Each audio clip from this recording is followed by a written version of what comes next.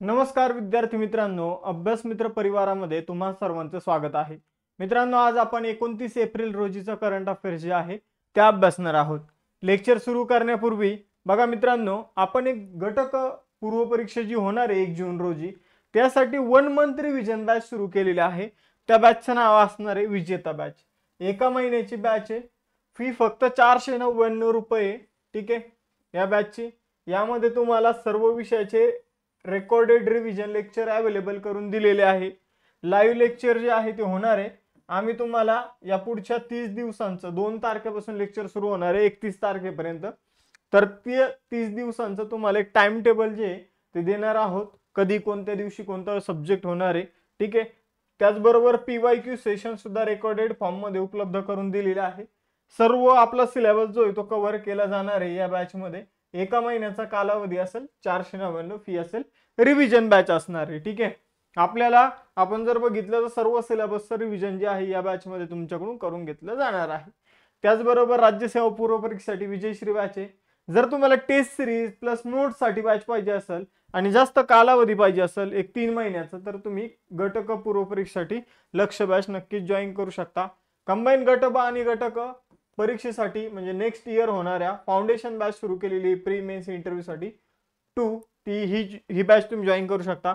Combine गटब मुख्य परीक्षेची यशस्वी batch तुम्ही जॉईन करू शकता. मित्रांनो, या सगळ्या बॅचेस तुम्हाला अभ्यास मित्र ऍप्लिकेशनवर मिळून जाईल. त्याचबरोबर काही बॅचेस मध्ये तुम्हाला नोट्स बघायला मिळेल. तर या सगळ्या विषयांच्या नोट्स तुम्हाला प्रोव्हाइड केल्या जाईल आणि अपकमिंग ज्या नोट्स आहेत त्या सुद्धा दिल्या जाईल. बघा मित्रांनो, त्यासाठी तुम्हाला अभ्यास मित्राचं ऍप्लिकेशन डाउनलोड करायचं आहे. टेलिग्राम चॅनल आणि इंस्टाच्या पेजला देखील फॉलो करायचं आहे. सुरुवात करूया आजचं लेक्चर 29 एप्रिल रोजीचं. बघा मित्रांनो, पहिला क्वेश्चन, भारतातील पहिलं क्वांटम कम्प्युटिंग विलेज कोणत्या राज्यात स्थापन करण्यात आलेले आहे? तर भारतातील पहिलं क्वांटम कम्प्युटिंग विलेज जे आहे, क्वांटम कम्प्युटिंगशी रिलेटेड जे गाव आहे, ठीक आहे, क्वांटम कम्प्युटिंग म्हणजे तर एकदमच किचकट कॉम्प्लेक्स आपण गोष्टी सॉल्व्ह करण्यासाठी जे काही क्वांटम कम्प्युटर जे काही डेव्हलप करत आहोत किंवा क्वांटम विषयक संशोधन करत आहोत किंवा पदार्थाच्या लहानात लहान कणाचा एक अणू असतो, त्या अणूच्या आतमध्ये अजून काय, ठीक आहे, तर त्याशी संबंधित क्वांटम शब्द वापरला जातो. मग क्वांटम कम्प्युटिंगशी संबंधित एक गाव आपण डेव्हलप करत आहोत. ते गाव आहे मित्रांनो अमरावती, आंध्र प्रदेश मध्ये. ठीक आहे. तर अमरावती आंध्र प्रदेश मध्ये आपण जर बघितलं तर एक क्वांटम कम्प्युटिंगशी संबंधित गाव जे आहे ते तयार केले जाणार आहे. IBM, TCS, L&T या मोठ्या कंपन्यांचं सहकार्य इथं लाभणार आहे. तर आंध्र प्रदेशची राजधानी अमरावती येथे भारतातील पहिलं क्वांटम कम्प्युटिंग गाव जे आहे ते स्थापन करण्यात येणार आहे. ठीक आहे. तर इथं क्वांटम कम्प्युटिंगशी संबंधित जे काही इनोव्हेशन असेल, टेक्नॉलॉजी असेल, तर त्याला प्रोत्साहन जे आहे ते दिले जाणार आहे. ठीक आहे. तर क्वांटम संगणकाविषयी आपण मागे सुद्धा 1-2 वेळा क्वेश्चन घेतलेला आहे. तर काय करू शकते क्वांटम संगणक? तर जटिल समस्येचं निराकरण करू शकते. जे नॉर्मल संगणकाला ज्या गोष्टी सोडवण्यासाठी, जे गणित वगैरे सोडवण्यासाठी किंवा जे प्रॉब्लेम सॉल्व्ह करण्यासाठी खूप वेळ लागतो, ते क्वांटम कम्प्युटर जे आहे ते इझिली सॉल्व्ह करणार आहे. मग आता भारतातील प्रथम क्वांटम कम्प्युटिंग गाव आंध्र प्रदेशमधील अमरावतीमध्ये बनत आहे. मग प्रश्न पहिल्या वहिल्या घडामोडीशी संबंधित आहे. मग सगळ्यात पहिल्या वहिल्या घडामोडी इथं बघूया. भारतातील पहिले जलमग्न संग्रहालय INS गुलदार हे सिंधुदुर्ग मध्ये तयार केले जात आहे. भारतीय रेल्वे आणि IIT मद्रास यांच्या सहकार्याने भारतातील पहिला हायपरलूप ट्रॅकची चाचणी IIT मद्रास मध्ये करण्यात आलेली आहे. भारताने चंद्राच्या दक्षिण ध्रुवाचा नकाशा तयार केला आहे. असं करणारा भारत पहिला देश बनलेला आहे. भारतातील पहिली वन्यजीव बायो बँक दार्जिलिंग प्राणी संग्रहालयात उघडण्यात आलेली आहे. सरला एव्हिएशनने भारतातील पहिली एअर टॅक्सी प्रोटोटाइप सादर केलेला आहे. कन्याकुमारी येथे भारतातील पहिल्या काचेच्या पुलाचं उद्घाटन करण्यात आलेलं आहे. समान नागरी संहिता लागू करणारं भारतातील पहिलं राज्य बनलेलं आहे उत्तराखंड. स्वतंत्र भारतातील पहिलं राज्य उत्तराखंड आणि स्वातंत्र्याच्या पहिले गोव्यामध्ये आपण जर बघितलं समान नागरी संहिता ऑलरेडी लागू आहे. यानंतर सिक्कीमच्या सोरेंग जिल्ह्यात भारतातील पहिले सेंद्रिय मत्स्य पालन क्लस्टर जे आहे ते सुरू करण्यात आलेलं आहे. गुजरातमध्ये मसाळी गाव जे आहे ते सीमावर्ती भागातील पहिले सौर गाव ठरलेलं आहे. भारतातील पहिलं बालकांसाठीचं कर्करोग रुग्णालय पटना बिहारमध्ये सुरू करण्यात आलेलं आहे. गेल इंडिया लिमिटेडचा पहिला ग्रीन हायड्रोजन प्लांट विजयपूर मध्य प्रदेशमध्ये स्थापन करण्यात आलेला आहे. आणि भारतातील पहिली स्वदेशी बुलेट ट्रेन जी आहे भारत अर्थ मूव्हर्स लिमिटेड म्हणजे BEML नावाची कंपनी बनवत आहे. यानंतर दुसरा क्वेश्चन, एशियन युनिव्हर्सिटी रँकिंग 2025 द्वारे भारतातील सर्वोत्तम विद्यापीठ म्हणून कुणाची निवड करण्यात आलेली आहे? तर आशिया खंडातील ज्या काही बेस्ट युनिव्हर्सिटी आहे तर त्याची रँकिंग अलीकडे जाहीर करण्यात आली. या रँकिंग मध्ये भारतातले सगळ्यात टॉपचं विद्यापीठ जे आहे ते 38व्या क्रमांकावर होतं आणि ते विद्यापीठ आहे इंडियन इन्स्टिट्यूट ऑफ सायन्स. तर भारतातील सर्वोत्तम विद्यापीठ आहे इंडियन इन्स्टिट्यूट ऑफ सायन्स जे बेंगलोरमध्ये आहे आणि या रँकिंग मध्ये ते 38व्या क्रमांकावर आपल्याला बघायला मिळालेलं आहे. ठीक आहे. आपण जर बघितलं तर टाइम्स हायर एज्युकेशन नावाच्या संस्थेने आशिया खंडातील बेस्ट युनिव्हर्सिटीचा अहवाल जो आहे तो प्रकाशित केला होता. त्यामध्ये इंडियन इन्स्टिट्यूट ऑफ सायन्स 65 गुणांसह 38व्या क्रमांकावर आहे. पहिल्या क्रमांकावर आहे सिंधुआ युनिव्हर्सिटी चायना, दुसऱ्या क्रमांकावर आहे पेईचिन युनिव्हर्सिटी चायना आणि तिसऱ्या क्रमांकावर नॅशनल युनिव्हर्सिटी ऑफ सिंगापूर आणि भारताचं जे इंडियन इन्स्टिट्यूट ऑफ सायन्स आहे ते 38व्या क्रमांकावर. एप्रिल 2025 मध्ये पाकिस्तानने शिमला करार स्थगित केला. तो केव्हा झाला होता? तर बघा मित्रांनो, भारताचं जे काही जम्मू काश्मीर आहे, ठीक आहे, त्याचा एक रफ नकाशा मी तुम्हाला दाखवतो. अशा प्रकारे वरती जम्मू काश्मीरचा पार्ट आहे. तर यामधील काय झालेलं आहे मित्रांनो, यामधील काही जो पार्ट आहे हा जो पार्ट आहे पाकिस्तानच्या ताब्यात आहे. याला आपण काय म्हणतो? POK. ठीक आहे. आणि या POK आणि आता जो सध्या भारताच्या ताब्यात असलेला जम्मू काश्मीर आहे, ठीक आहे, याच्यामध्ये जी लाईन आहे तिला लाईन ऑफ ऍक्च्युअल कंट्रोल म्हटलं जातं. ठीक आहे, लाईन ऑफ ऍक्च्युअल कंट्रोल म्हटलं जातं. ही जी लाईन आहे ही एका कराराने स्थापित करण्यात आली होती. तो करार आहे शिमला करार. शिमला करारानुसार असं ठरवण्यात आलं होतं की बाबा ही लाईन ऑफ ऍक्च्युअल कंट्रोल जी आहे तर हिचा सन्मान करायचा. पाकिस्तान या लाईनच्या इकडे येणार नाही, भारत या लाईनच्या इकडे जाणार नाही. ठीक आहे. आणि आपण असंही ठरवलं होतं की इतर आंतरराष्ट्रीय संघटनाला इतर कोणता इश्यू झाला तर दोन्ही देशांनी मिळून सॉल्व्ह करायचं, इतर आंतरराष्ट्रीय संघटनाने मध्ये यायचं नाही. तर अशा प्रकारचा एक करार होता शिमला करार. ठीक आहे. तर तेव्हाचे पाकिस्तानचे पंतप्रधान भुट्टो आणि भारताचे पंतप्रधान इंदिरा गांधीजी यांच्यामध्ये हा करार जो आहे तो 1972 मध्ये झाला होता. ठीक आहे. तर त्याला आता स्थगिती जी आहे ती दिलेली आहे पाकिस्तानने आपण जर बघितलं तर आपण सिंधू जल कराराला स्थगिती दिली. ठीक आहे, 1960च्या. तर पाकिस्तानने काय केलेलं आहे, शिमला कराराला स्थगिती दिली. पाकिस्तानच्याकडून हे चुकीचं घडलेलं आहे. म्हणजे आपल्यासाठीच उलट चांगलं आहे. इतके दिवस ही लाईन ऑफ ऍक्च्युअल कंट्रोल होती. पाकिस्तान म्हणायचं की बालाकोट वगैरे जे काही आपण एअर स्ट्राईक वगैरे केला, आमच्या इकडे येऊन यांनी एअर स्ट्राईक केल्या. भले तो आपलाच एरिया आहे, आपलाच ते जम्मू काश्मीरचा भाग आहे, पण आता पाकिस्तान म्हणू शकत नाही कारण ही लाईनच राहिलेली नाही. कोणती लाईन? ठीक आहे, लाईन ऑफ ऍक्च्युअल कंट्रोलच आता इथं राहिलेली नाही. त्यामुळं आता पाकिस्तान आपण तिकडे जाऊन हल्ला जरी केला तर आता पाकिस्तान तो इश्यू जो आहे तो इंटरनॅशनलाइज करू शकणार नाहीये. ठीक आहे. तर आय होप तुम्हाला शिमला करार विषयी माहिती समजली असेल. यानंतर पुढे जाऊया. 2 जुलै 1972 ला झाला होता पाकिस्तानचे जुल्फिकार अली भुट्टो आणि भारताचे पंतप्रधान इंदिरा गांधीजी यांच्यामध्ये. ठीक आहे. 1971च्या युद्धानंतर हा करार जो आहे तो करण्यात आला होता. हिमाचल प्रदेशातील शिमला येथे बर्स्ट कोर्ट या ठिकाणी या करारावर स्वाक्षरी करण्यात आली होती. यानंतर फिफा महिला विश्वचषक 2027च्या 10वी आवृत्तीचं आयोजन कोणता देश करणार आहे? फिफा महिला विश्वचषक जो आहे त्याची 10वी आवृत्ती जी आहे मित्रांनो ती आयोजित होणार आहे ब्राझीलमध्ये. कुठं? ब्राझीलमध्ये. तर दक्षिण अमेरिका खंडामध्ये पहिल्यांदाच फिफा महिला विश्वचषक जे आहे त्याचं आयोजन होणार आहे. मागचा फिफा विश्वचषक महिलांचा कुठं आयोजित करण्यात आला होता? ऑस्ट्रेलिया न्यूझीलंडमध्ये. आता कुठं आयोजित करण्यात आलेला आहे? तर ब्राझीलमध्ये. ठीक आहे. तर दक्षिण अमेरिकन देश फिफा महिला विश्वचषकाचं यजमानपद भूषवण्याची पहिलीच वेळ असणार आहे. ठीक आहे. तर आपण जर बघितलं तर 8वी फ्रान्समध्ये, 9वी ऑस्ट्रेलिया न्यूझीलंडमध्ये आणि 10वी जी आहे ती आता ब्राझीलमध्ये फिफा महिला विश्वचषक ब्राझील या ठिकाणी आयोजित करण्यात येणार आहे. फिफा विषयी सांगायचं झालं तर फुटबॉल विषयीची मॅनेज करणारी सगळ्यात मोठी संस्था आहे फेडरेशन इंटरनॅशनल दे फुटबॉल असोसिएशन असा याचा फुल फॉर्म आहे. आपण जर बघितलं तर 21 मे 1904 ची स्थापना आहे. ज्युरिच स्वित्झर्लंडमध्ये स्थापना आहे. सध्याचे अध्यक्ष आहे जियानी इन्फेंटिनो. यानंतर पुढे जाऊया. जागतिक लसीकरण सप्ताह 2025 कधीपासून साजरा केला जात आहे? कधीपर्यंत?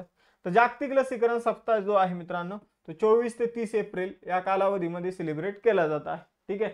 आपण काल याच्याविषयी प्रश्न बघितला होता की मलेरिया मुक्तीविषयी गोवर आणि रुबेला मुक्तीविषयी आपण निर्मूलन करण्यासाठी एक मोहीम सुरू केली ती याच लसीकरण सप्ताहामध्ये केलेली आहे.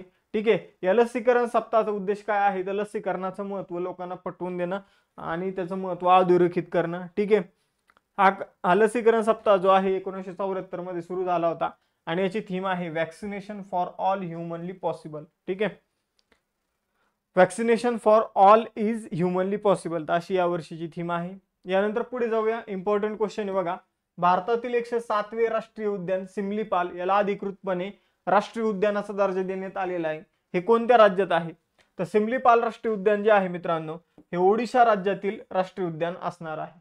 आपण जर बघितलं तर ओडिशा राज्यातील पहिलं राष्ट्रीय उद्यान आहे भितरकनिका राष्ट्रीय उद्यान. त्यानंतर सिमलीपाल हे आपण जर बघितलं तर ओडिशामधील दुसरं राष्ट्रीय उद्यान असणार आहे. आपल्या महाराष्ट्रामध्ये 6 राष्ट्रीय उद्यान आहे. सगळ्यात जास्त राष्ट्रीय उद्यान जर बघितलं मित्रांनो तर 12 राष्ट्रीय उद्यान जे आहे ते मध्य प्रदेशमध्ये. ठीक आहे. मध्य प्रदेशमध्ये सगळ्यात जास्त राष्ट्रीय उद्यान आहे. भारतातील पहिलं राष्ट्रीय उद्यान होतं जिम कॉर्बेट राष्ट्रीय उद्यान. कोणतं? जिम कॉर्बेट राष्ट्रीय उद्यान, ज्याला हेलिस राष्ट्रीय उद्यान असं म्हटलं जात होतं. ठीक आहे. भारतातील सगळ्यात छोटं राष्ट्रीय उद्यान जे आहे मित्रांनो ते आहे साऊथ बटन. साऊथ बटन हे भारतातील सगळ्यात छोटं राष्ट्रीय उद्यान आहे. ठीक आहे.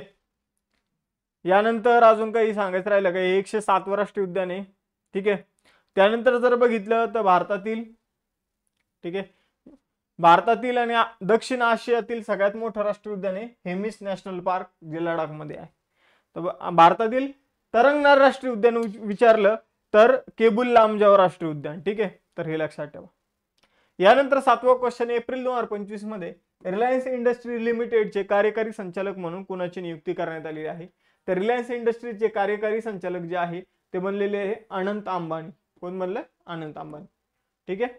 तर 1 मे 2025 पासून 5 वर्षासाठी त्यांची नियुक्ती करण्यात आलेली आहे. रिलायन्स इंडस्ट्री लिमिटेडची स्थापना 1966 मध्ये करण्यात आली होती. महाराष्ट्रामध्ये मुख्यालय मुंबईमध्ये. अनंत अंबानी जे आहे ते कार्यकारी संचालक धीरूभाई अंबानींनी याची स्थापना केली होती. यानंतर पुढे जाऊया. 8वा क्वेश्चन फ्रेंच सरकारचा officer of the order of arts and letters हा प्रतिष्ठित सन्मान कुणाला मिळालेला आहे तर बघा मित्रांनो officer of the order of arts and letters हा सन्मान जो आहे पायल कपाडिया यांना मिळालेला आहे. तर जे काही लेखक असतात जे काही मूवी वगैरे बनवतात तर त्यांना हा सन्मान फ्रान्स मार्फत दिला जातो. आपण जर बघितलं तर पायल कपाडिया यांच्या all we imagine as a light हा जो चित्रपट आहे याला कान्स फिल्म फेस्टिवल मध्ये ग्रँड प्रिक्स पुरस्कार मिळाला होता. त्यामुळं त्यांना फ्रान्सने सुद्धा officer of the order of arts and letters या पुरस्कारानं सन्मानित केलेलं आहे. त्यानंतर फिडे चेस विषयीची महत्वाची संस्था आहे. जसं फिफा आपण जर बघितलं फुटबॉल विषयीची आहे, ICC क्रिकेट विषयीची आहे, तसंच फिडे जे आहे ती चेस विषयीची संस्था आहे. तर फिडे वुमन्स ग्रँड प्रिक्स 2025चं विजेतेपद कोणी जिंकलं तर कोनेरो हम्पी हिने फिडेची स्पर्धा जी आहे ती जिंकलेली आहे वुमन ग्रँड प्रिक्स. ठीक आहे. तर आपण जर बघितलं तर पुणे या ठिकाणी ही स्पर्धा झाली होती. ठीक आहे. महाराष्ट्रामध्ये झालेली त्यामुळे महत्वाचं आहे. हम्पीने अंतिम स्पर्धेमध्ये मास्टर नुरगुल सिलिमोवा विरुद्ध चा जो सामना होता तो जिंकलेला आहे. आणि आपल्याला कोण विरुद्ध होतं काय हे लक्षात नाही ठेवायचं. फक्त फिडे वुमन्स ग्रँड प्रिक्स 2025 कोण जिंकली तर कोनेरो हम्पीने जिंकली. एवढं जरी लक्षात ठेवलं तरी चालेल. फिडेची स्थापना 20 जुलै 1924 मध्ये करण्यात आली होती. लुसाने स्वित्झर्लंड मध्ये मुख्यालय आहे. आर्काडी द्वेरकोविच हे सध्याचे अध्यक्ष आहे आणि उपाध्यक्ष आहे भारताचे विश्वनाथन आनंद. त्यानंतर 10वा question dream sport championship football स्पर्धा जी आहे 2025 ची तर या फुटबॉल स्पर्धेच्या मुलाच्या गटाचे विजेतेपद कुणी पटकावलेले आहे तर ड्रीम स्पोर्ट चॅम्पियनशिप फुटबॉल स्पर्धा 2025 जी आहे ती पंजाब FCच्या संघाने जिंकलेली आहे. कोण जिंकलेली आहे? पंजाब FCच्या संघाने जिंकली. मोहन बागान सुपर जायंट्सचा त्यांनी पराभव केलेला आहे. ठीक आहे. तर एवढं लक्षात ठेवा. यानंतर पुढे जाऊया. आता जागतिक बौद्धिक संपदा दिवस 2025 कधी सेलिब्रेट केला जातो तर बघा मित्रांनो जागतिक बौद्धिक संपदेला इंटेलेक्च्युअल प्रॉपर्टी म्हटलं जातं आणि इंटेलेक्च्युअल प्रॉपर्टी दिवस आपण काय म्हणूया वर्ल्ड इंटेलेक्च्युअल प्रॉपर्टी दिवस 26 एप्रिल रोजी सेलिब्रेट केला जातो. ठीक आहे. 2001 मध्ये हा दिवस सेलिब्रेट करणं सुरू झालं होतं आणि याची थीम आहे या वर्षीची intellectual property and music feel the beats of intellectual property. यानंतर 12वा क्वेश्चन आहे, भारतीय रिझर्व्ह बँकेच्या नवीन निर्देशानुसार सर्व भारतीय बँकांना त्यांच्या वेबसाईटसाठी कोणत्या नवीन डोमेनवर स्थलांतरित करणं बंधनकारक आहे. डोमेन म्हणजे जे वेबसाईटच्या शेवटी तुम्हाला .com .in .org जे काही दिसतं त्याला डोमेन म्हटलं जातं. ठीक आहे. तर आता आरबीआयने सांगितलं की ज्या सगळ्या बँकाच्या वेबसाईट आहे त्यांच्या शेवटी bank.in असणं गरजेचं आहे. म्हणजे जे काही फ्रॉड वेबसाईट वगैरे आपल्याला बघायला मिळतात बँकांच्या, तर .bank.in जर दिसल तर ते फक्त बँकांनाच दिलं जाईल आणि ते इतर कोणालाही मिळणार नाही आरबीआय मार्फत. त्यामुळे फ्रॉडचं प्रमाण जे आहे ते कमी होणार आहे. तर bank.in हे डोमेन जे आहे तर ते सगळ्या बँकांना या डोमेनवर शिफ्ट करण्यासाठी सांगण्यात आलेलं आहे त्यांच्या वेबसाईटला. ठीक आहे. ते 31 ऑक्टोबर 2025 पर्यंत शिफ्ट करायचं आहे. यानंतर टेस्ट क्वेश्चन बघा, शिमला करार स्थगित करण्यात आला तो कधी झाला होता हे तुम्हाला सांगायचंय. आणि त्यानंतर 107वा राष्ट्रीय उद्यान सिमलीपाल राष्ट्रीय उद्यान कोणत्या राज्यातील हे तुम्हाला सांगायचंय. त्याचबरोबर आपण कंबाईन गट क पूर्व परीक्षेसाठी नवीन बॅच सुरू केलेला आहे. लिमिटेड ऍडमिशन आहे कारण फी फक्त 499 रुपये आहे. ठीक आहे. Live lecture recorded lecture already दिलेले आहे. लाईव्ह लेक्चरचं टाइम टेबल आज तुम्हाला मिळून जाईल. PYQ सेशन जे आहे ते यामध्ये उपलब्ध आहे. सर्व अभ्यासक्रम जो आहे तो कव्हर केला जाणार आहे. कालावधी 1 महिन्याचा असणार आहे. दैनंदिन नियोजन आम्ही आज प्रोव्हाइड करतो. रिव्हिजन बॅच असणार आहे. तर लवकरात लवकर ऍडमिशन घेऊन आपला प्रवेश निश्चित करा. त्याचबरोबर राज्यसेवा पूर्व परीक्षेसाठी विजयश्री बॅच आहे. त्यानंतर कंबाईन लक्ष बॅच जी ती सुद्धा गट क पूर्व परीक्षेसाठी आहे. याची फी 999 आहे. तर 999 मध्ये तुम्हाला ऍडिशनल काय गोष्टी मिळणार आहे, नोट्स मिळणार आहे, टेस्ट सिरीज मिळणार आहे आणि त्याचबरोबर 3 महिन्याचा कालावधी मिळणार आहे. ठीक आहे. तर जर तुम्हाला या सगळ्या गोष्टी पाहिजे असेल तर तुम्ही लक्ष बॅच जॉईन करू शकता. ठीक आहे. त्याचबरोबर कंबाईन गट ब आणि गट क परीक्षेसाठी फाउंडेशन बॅच 2.0 आहे. कंबाईन गट ब मुख्य परीक्षेसाठी यशस्वी बॅच आपण सुरू केलेली आहे. या notes most of the batch मध्ये आहे. एकदा बॅच घेताना बघत चला की कोणत्या बॅच मध्ये नोट्स आहे कोणत्या बॅच मध्ये नाही. ठीक आहे. तर काही बॅचेस मध्ये नोट्स इन्क्लूड आहे, काही बॅचेस मध्ये नाहीये कारण काही बॅचेसची फी खूप कमी आहे. या नोट्स पॅकचीच फी 499 रुपये आहे. सेपरेट टेस्ट सिरीजची फी 300 ते 500 रुपये आहे. मग त्यामुळं एकदा चेक करत चला कोणत्या बॅच मध्ये आहे कोणत्या बॅच मध्ये नाही. ठीक आहे. नंतर मुलांना पण प्रॉब्लेम होतो, आम्हाला पण प्रॉब्लेम होतो. ठीक आहे. तर हे आपला अभ्यास मित्राचं ऍप्लिकेशन ते डाउनलोड करा कारण एक्झाम येत आहे. टेलिग्राम चॅनल इंस्टाचा पेज सुद्धा फॉलो करा. अभ्यास विषयक गोष्टी तुम्हाला तिथं बघायला मिळतील. थांबूया मग आतापर्यंत, भेटूया नेक्स्ट सेशन मध्ये. चलो बाय बाय एव्हरीवन, जय हिंद.